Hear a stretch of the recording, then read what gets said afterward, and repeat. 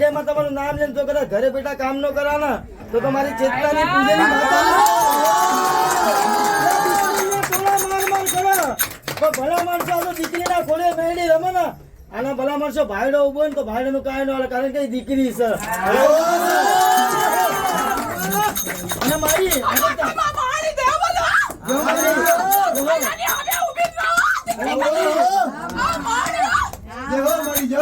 અમે અહીંથી બહાર જાય ને તો મારું અમારું રૂવાડું ખાંડું થવા દે ને તો પાવાની દીવી નો કહેવાય